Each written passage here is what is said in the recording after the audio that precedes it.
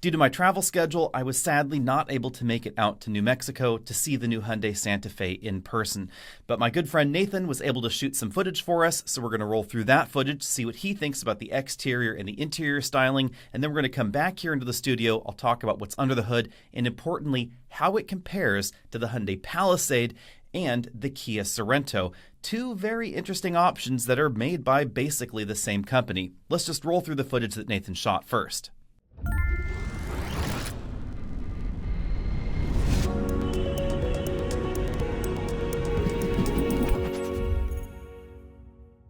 Hello, I'm Nathan for Auto Buyer's Guide. Alex asked me to come here and cover the 2025 Hyundai Santa Fe. And in this video, I'm going to take you around the vehicle, show you its details, and tell you all about it. So let's talk about the front end design, because the overall design of this vehicle is square and boxy. And one of the things that Hyundai wanted to do was bring out the H pattern, which you can clearly see in the front headlights. See those big H's? Yep, that's all about Hyundai. That crossbar that goes across the front end of the vehicle, that is illuminated. So at night, you will clearly see it. It's sort of a derivative of the cross beam setup they have on other Hyundai vehicles. But there's a lot more going on here, and that's because they've changed, well, pretty much everything. Despite the fact that this vehicle is all new, at least in terms of packaging, they've managed to make it even more aerodynamic. Part of the reason why they did that is because they have shutters that are inside, which allow the air to flow in a different direction, pushing it away, despite the fact that this thing is shaped almost like a box. The grille, this section here, all of this, completely new. Then we get to the wheel arches, which you'll notice are very squared off, and it mimics a mixture of Toyota and Land Rover. But at the same time, it sort of has its own identity. And that's partially because of the way they have this plastic molded in throughout. Now, this is actually a separate piece than this. So you have a couple different components just in this area alone. Now, these are 20-inch wheels, and there are provisions for different size wheels on the vehicle, but one of the things they wanted to do was create enough space where they could put the 20s in there with plenty of rubber and still have room for articulation. Then we have this piece here, and despite the fact that it is absolutely useless, it doesn't do anything, it would be really cool if they popped this off on some concept and put on like an air intake or something like that.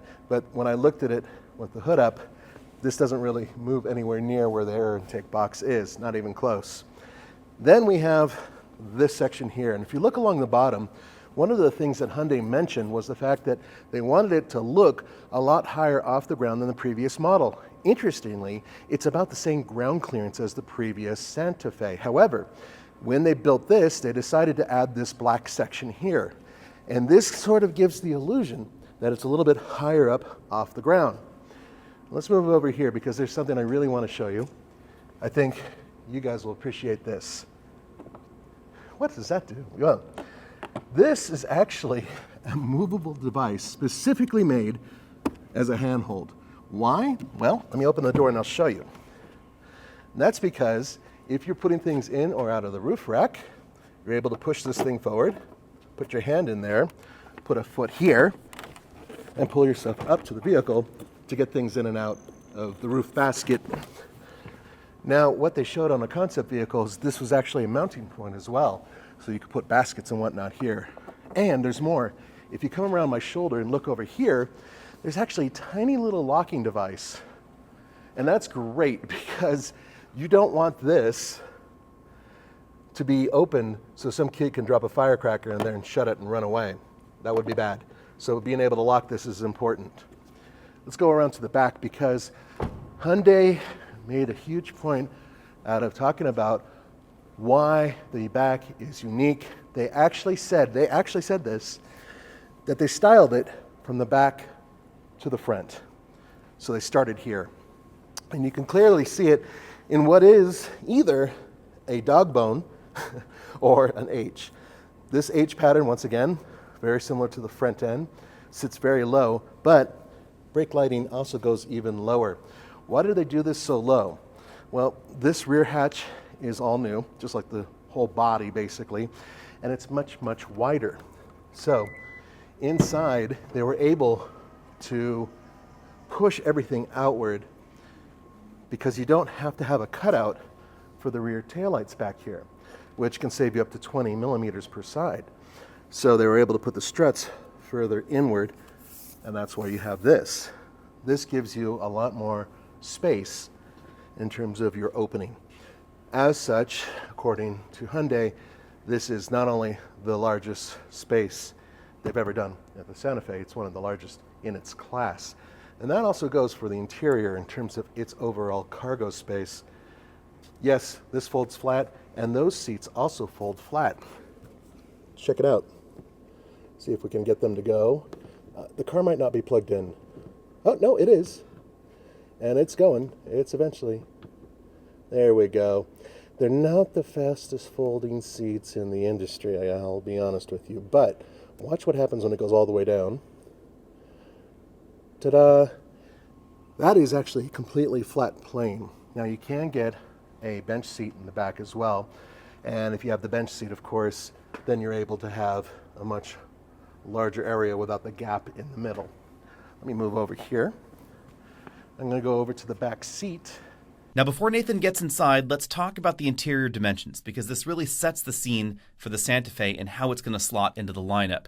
Rather interestingly, the Santa Fe is very similar in size to the Kia Sorento. Now, that shouldn't surprise too much, because historically the Santa Fe and the Sorento have been based on the same platform. But in the last generation, they went different directions. Sorento focused on being more of a Toyota Highlander competitor, whereas the Santa Fe went after larger two-row vehicles. So think maybe something like the Honda Passport. In this generation, the Santa Fe is going to have 3 rows of seats, even in North America, and it has grown a decent amount versus the last generation. It's now 190.2 inches long. That is a little bit more than 6 inches shorter than a Palisade, though. So this is not Hyundai creating 2 vehicles for the exact same segment. You'll certainly notice it when it comes to legroom. You'll find considerably more legroom in the Palisade versus the Santa Fe, 117.9 inches of combined legroom versus 113.7. That's 1 inch more than we get in the Sorento. But dimensions Santa Fe to Sorento, very similar. Same wheelbase, very similar exterior length, relatively similar exterior height as well. They're both a little bit shorter than the Palisade, but you'll notice that the Santa Fe is, as Nathan showed us, very, very square. And I asked a number of folks that did see this in person, how low do those rear taillights really look? The answer was, in person, they don't look that low. It really just looks like the entire rear glass looks very high. So that is kind of an interesting twist. As far as cargo dimensions go, a lot of folks have been talking about the cargo area, saying it has 25 cubic feet. I looked into that a little bit more detail. Hyundai is giving us the way that cargo is measured outside of North America. In North America, our measurement standards are different, so this likely comes in at around 40 cubic feet.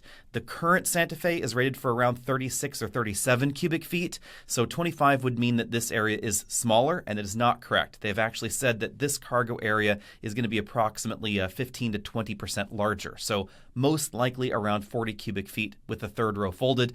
With the third row in place, it's probably somewhere between 12 and 16 cubic feet. That compares very well against the Sorento at 38.5 cubic feet behind the second row, 12.6 behind the third row, and the Palisade, of course, is a little bit bigger, 45.8 cubic feet behind the second row, 18 cubic feet behind the third row. Now let's get back to Nathan as he walks around the very, very square interior of the new Santa Fe. I'm a little taller than Alex. So at 6'1", I have plenty of headspace. There is a fixed panoramic glass back here, and then there's another sunroof over there in the front. That has a manual shade. This one has a powered shade. But I have tons of leg room. I'm able to shove my feet underneath the front seat, which is huge because I have fairly large feet. And I have good shoulder room as well. And the seats do move. I think that this one, yep, it's powered. So I'm able to lean forward and lean back. And the seat itself slides forward and back as well. So altogether, this is a fairly usable back seat space. Third row does hold adults, but I wanted to show you something right here because I think that you guys would really get a kick out of this. This is something that probably took some engineering in order to make happen. Now look, if you're in the back seat, you can open this up. Yay, that's great. But the reason I'm showing you this is because when I close this, if you're sitting in the front, That's right. So this thing has two hinges on it, allowing it to be closed from one direction or open from the other. This is great for utility for kids who are sitting in the back seat. And there's a bunch of additional storage areas, including the doors. The doors have tons of storage. There's two cup holders, there's a large bottle large bottle opening, I meant to say. And the vents, which are right here, are well incorporated. You have heated seats. This is a very well appointed interior, nicer than the interior it replaces, and honestly the prior Santa Fe was quite nice. Let's look at the front seat.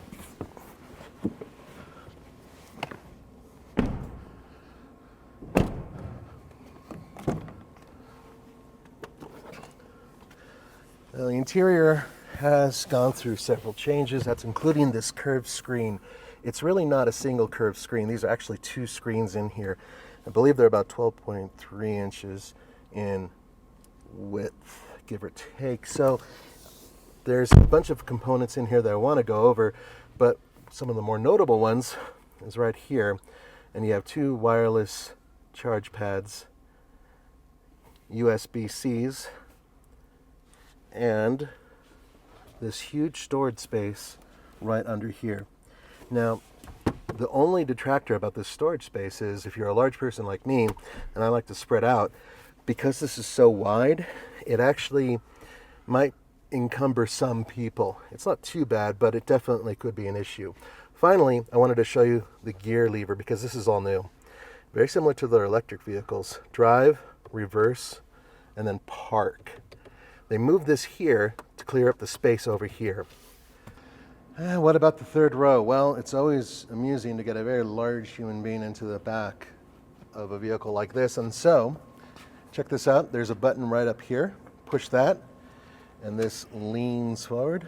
But in order to make space for a large person to get back there, you push it forward and it slides. That gives you a little bit of an opening here. Unfortunately, the way the door is cut like this, the space isn't that big. However, there is enough room back there for me. Once again, I'm 6'1" and 260 pounds, so I am considered a very much full-size adult. Here goes nothing.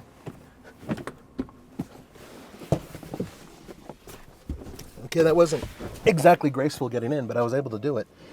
I pulled this back, hit the button, and voila. Now, a couple things you should note. Yes, I do have enough headroom, but only if I keep my head back.